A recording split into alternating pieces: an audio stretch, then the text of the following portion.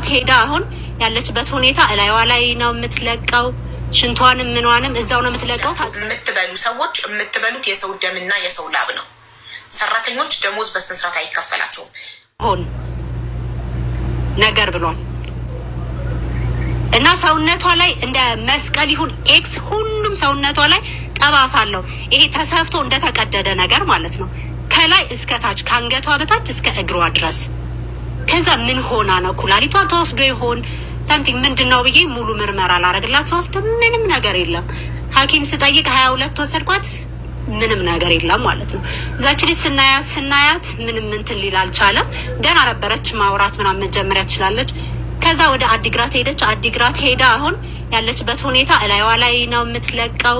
ሽንቷንም ምኗንም እዛው ነው የምትለቀው። ትጸዳዳለች እዛው። አሁን ከ6 ወር በፊት ማቆያ ወሰዷት። የ10 ዓመት የ9 ዓመት እና የ7 ዓመት ልጆች አሏት። አሁን ባይገርምሽ ይሄ ብር ምናምን ስትል የእርስተ ይሰማል አይደል? አው ይሰማል። የእርስተን አሁን ስሰማ የደስታ እንባ ነው እንጂ የእርስተ አይደለም። ብር ምንም ማለት አይደለም። እቺ ልጅ ባዶ እጇ መታ ቢሆንና እኛ ዋጋ ከፍለን ያለንን ነገር አዋተን ብናረግላት ችግር የለውም። ደስታ ግን ሰቀቀን የሆነብን እኛ ምን እንደሆነ ታውቂያለሽ? ቤተሰብ መሀል ምን እንደሆነች እንኳን ቤተሰቦቿ አያምኑም። ምክንያቱም የሄደችው በእኛ በኩል ነው። ሁለቱንም የሚያውቁት እኛን ነው። ገባሽ? እና ልክ እኔ ደግሞ መሀል ላይ ሆኜ የእነሱን ቤተሰብ ጋር መሄድ ራሱ ተሸማቀቅን። በጣም ነው የምናፍረው። በቃ ምን ትያለሽ? ሄደሽ እኔ አሁን የዛሬ ስንት ዓመት ነው ግርግሩ ከመጀመሩ በፊት ሄጄ አይቻታለሁ። አታስታውስም። ምን አትልም። ኢቭን አጎቶቼ እኔ ያረኳቸው መስሏቸው ሊመቱኝ በስንት ድብድብ ማለት ነው። አስቢው አጎቴ የሚያህል ነገር ማለት ነው። እና አሁን ርስተ እድለኛ ነች። አሁን እየሰማች ከሆነ ርስተ ሰላምንም ታውቃታለች። ሰላም የመጣችው አሁን ከ6 ወር በፊት ነው። ሰላም ማለት ለእኔ የእናቴ የሁለት ምናምን ዘመን ለሰምሀር በጣም ቅርብ ቤተሰብ ነች። ለእሷ ብሩ አልሰጠቻትም ነበር። ያልነበረው አስፈራርታ በአጎታላት በዛን የተቀበለቻት። ኢቭን ስልክ የላት ምን የላት። ስንት ነበር ደሞዟ? እኔ ደሞዟን አልጠየኩም። ምክንያቱም ሰላምን ሳያት የተደሰትኩት ነገር ምን እንደሆነ ታውቂያለሽ? ስለ ደሞዟ ምንም አያገባኝ። እጅ እግሯና ማውራት የምትችል ሴትዮ ነው የመጣችው ሰላም ማለት ኖ። ለእኔ ትልቅ ነገር ነው። የታመመችዋ ማን ነው ስሟ?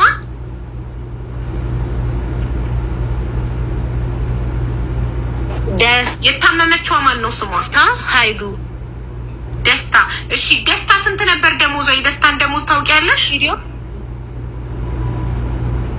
አላውቅም። እኔ ያኔ በቃ ሰላም ነው ባለው ነገር እንደምትሄድ ነው የማውቀው። ያው ቤተሰብም ስለሆነ እንደዚህ ትጎዳታለች ብዬ ጭራሽም እንትን አላልኩም። ስንት እንደሆነ ደሞዟ የማውቀው ነገር የለም። ኢቭን በቃ ሄደች አልኩሽ የማውቀው ያመጣች ደስታ ናት። የሰራችው 11 ዓመት ሊሆነው ነው አይ ቲንክ ከሄደች እንጂ 11 ዓመት አይሆናትም። ግን እንዴት ሆና እንደሄደች ሁሉም ያውቃሉ። የተደረገው ነገር እንዴት እንደሆነ እዛ ቤት ያሉ ያውቃሉ። ደስታ ምን አይነት ጠንካራ ሰው እንደነበረች እዛ ቤት ያሉ ያውቃሉ። በጣም ያሳዝናል። እሺ ለማንኛውም ማለት ነው ደስታ እንድታመጫት ትችያለሽ። ቀን ቀጠሮ ብንይዝ ቪዲዮ ላኩልኝ ብያለሁ። ኖ በዛው አይደለም ያለችው፣ ማውራት አይደለም ምንም ነገር አታስታውስም። ምንም ጸበልም ኢቨን ስንወስዳት ልታወራ አልቻለችም። እችልች ምንም ነገር ነው የምልሽ። አሁን ቪዲዮ ልታበሪ ትችላለሽ? እኔ እችላለሁ። ቪዲዮ ልታበሪ ትችላለሁ።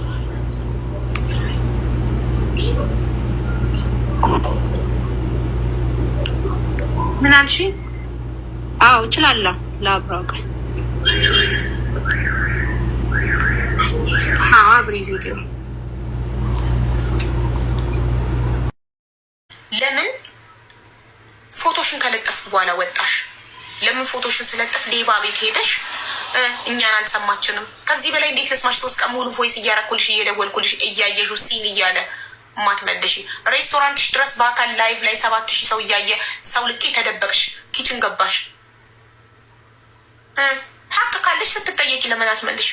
ልክ ፎቶሽ ሲለጠፍ ነው የምትወጪው። የምታመጪውን አሳይ። የዚህቺ ልጅ ብር እስካልተመለሰ ድረስ እኔ ቪዲዮን አላነሳውም። እኔ በዚህ ጉዳይ መጮሄን አላቆምም። እዛ ሬስቶራንት ሄዳችሁ ኢትዮ ቴስት ኦፍ ኢትዮጵያ የሚባል ሬስቶራንት በአቡዳቢ የሚገኝ ሄዳችሁ የምትበሉ ሰዎች የምትበሉት የሰው ደምና የሰው ላብ ነው። ሰራተኞች ደሞዝ በስነስርዓት አይከፈላቸውም። 10 ምናምን ሰዓት እየሰሩ የሚከፈላቸው በድርሃም 250 ድርሃም፣ በኢትዮጵያ 10 ሺህ ብር ነው የሚከፈላቸው። ኢማራት ላይ እየሰሩ ደሞዛቸው ግን በኢትዮጵያ ነው የሚከፈላቸው። ዚስ ኢዝ ናት ፌር። ይሄ ደግሞ ዓለም ሊሰማ ዓለም ሊቃወም ይገባል። እንዴ እናንተ በድሃ ላብ ነው እንዴ የምትደልቡት? እናንተ ብራንች የምትከፍቱት ለሰራተኛ ደሞዝ ሳትከፍሉ በኢትዮጵያ 10 ሺህ ብር እየከፈላችሁ እንዴ! ሀራም ደግሞ እኮ ከሰው ጋር እንዳትገናኝ ሰው እንዳይመክራት የሚከፈልሽ ደሞዝ ፌር አይደለም። እሷ ብቻ አለችም፣ 3 ናቸው። ሁለቱ ገና አልወጡም። እሷ ፈጣሪ ረድቷት ተወርውራለች፣ ወደ ኢትዮጵያ ልካታለች። ልብሷን ሳትገዛ ልክ አረብ በደልን ይባላል። ከነ ስራ ልብሷ ነው ሀገሯ የሸኘቻት። ድንገት ነው ብድግ አድርጋ ያሳፈረቻት። ስጦታ አልገዛችም፣ ለልጇ ለቤተሰቦቿ ስጦታ አልገዛችም፣ ቅያሪ ልብስ አልገዛችም። በለበሰችው ልብስ ነው ወደ ሀገሯ የሸኘቻት። ከሰው ጋር እንዳትገናኝ ስልክ አትሰጣትም ነበር። ስልክ አለመስጠት በራሱ እኮ ወንጀል ነው። አንድ ሰው እንዴት ስልክ አይኖረውም?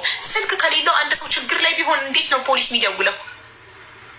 እሳት አደጋ ቢነሳ ሬስቶራንት ውስጥ አንቺ ባትኖሪ እንዴት ነው የምትደውለው? እቺ ሴት ሼፍ ናት፣ ምግብ እየሰራች እንዴ! ብትበደል ፍትህ እንዴት ነው የምትጠይቀው? ሌበር ኦፊስ ደሞዟን በከለከያት ሌበር ኦፊስ እንዴት ነው የምትደውለው? ስልክ ግድ ነው።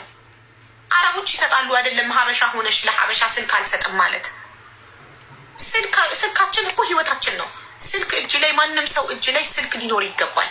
ችግር ቢደርስበት ፖሊስ ጋር እንዲደውል፣ አደጋ ቢደርስበት ለፖሊስ ደውሎ ራሱን እንዲያድን ስልክ ግድ ነው። ስልክ አይሰጣትም ነበር። በወር አንዴ በሰማሃት ስልክ ነበረ ቤተሰቦቿ ጋር የምትደውለው። ኢማጅን ጋይስ፣ ይሄ ግፍ እናንተ ላይ ቢደረግ ተስማማላችሁ? በወር አንዴ ብቻ ቤተሰቦቻችሁ ጋር እየደወላችሁ ሰላም ነው ደህና ነኝ ብቻ እንዴ! ህይወቷን እንዴት ህይወቷ በጣም ቦሪንግ እኮ ነው የሚሆነው። ምንም ማታ እንኳን ስተኛ እንኳን በስልኳ ዘና እንዳት። ለነገሩ በምን ሰዓቷ ዘና ትላለች? 3 አወር 3 ሰዓታት ብቻ እየተኛች። ግፍ እኮ ነው የተሰራባት። ቪዲዮ የታለ? ዶክተር ሀቢባ በሚለው አካውንት ነው ቪዲዮ። ዶክተር ሀቢባ የሚለው አካውንት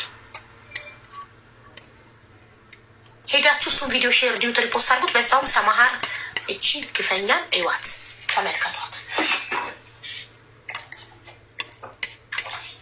በሰራተኛ ደሞዝ በሰራተኛ ላብና ደም ይደልባሉ። እነሱ ቅርንጫፍ ይከፍታሉ። ሰራተኛ በሽታ ላይ እስከሚወድቅ ድረስ ጉልበቱ ይበዘበዛል።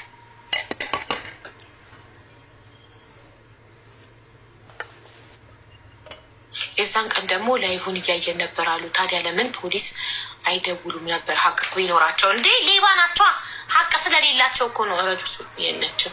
ሀቅ ስለሌላቸው ነው። ሌባ ናቸው። ሌባ ስለሆኑ ተደበቁ። ገባችሁ? ሌባ ስለሆኑ ተደበቁ። አሁንም ፎቶ አንለጥፈን። ለምን እኔን አትከሰኝም? ስራዋን ስለምታውቅ የሰራተኛ ደሞዝ በስነ ስርዓት ስለማይከፈል ያስፈረሟት ወረቀት ውሸት ነው። በኢማራት ህግ የሰራተኛ ደሞዝ በኢማራት አካውንት ነው መከፈል ያለበት። ኦኬ፣ በስነ ስርዓት በአካውንቷ ነው መግባት ያለበት።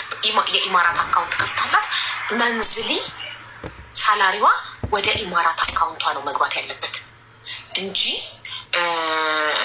10 ሺህ ብር በኢትዮጵያ እየላክንላት የቀረውን አስበው ምን ፈጥረው መጡ? 10 ሺህ ብር በኢትዮጵያ ነበር የምንከፍላት፣ የቀረውን በኢማራት ነበር የምንከፍላት። ውሸታሞች! ራሷ ያገናኘቻቸው 10 ሺህ እንደምትከፍሏት መስክራለች፣ ተናግራለች። አምልጧታል። ላይቭ ሪከርዶ አለ።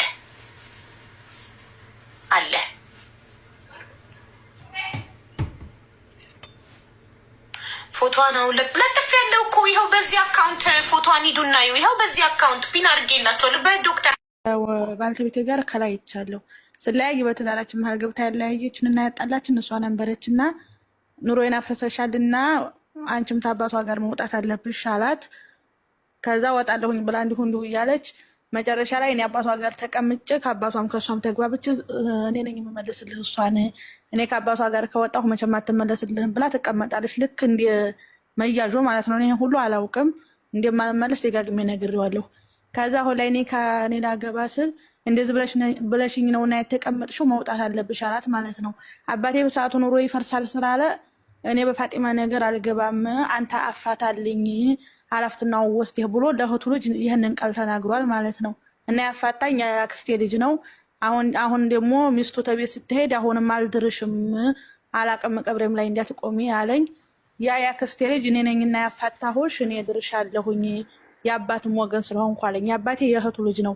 አባቴ ወንድምም የለውም አያትም የለኝም እኔም ወንድምም የለኝም። ያን የቅርብ ዘመድ የተባለው የአባቴ የእህቱ ልጅ ነው። እና ኒካ ማስተሳሰር ይችላል ወክል ያለው ሳይለው ወይስ አይችልም?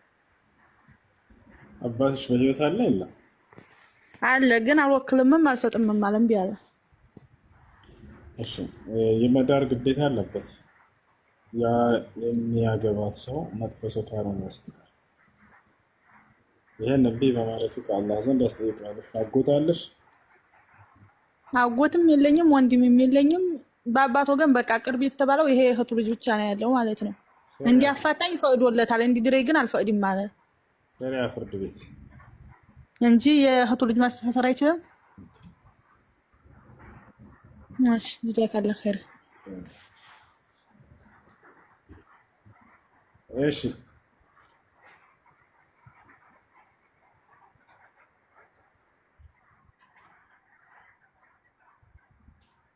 ሰላም ሰላም፣ እንዴት ዋላችሁ? ሰላም፣ እንዴት ነሽ? እግዚአብሔር ይመስገን። ክርስቲያን መጠየቅ ይችላል ወይስ የምስልምና ነው ያለው? ይቻላል። ትችላለሽ። በቀድ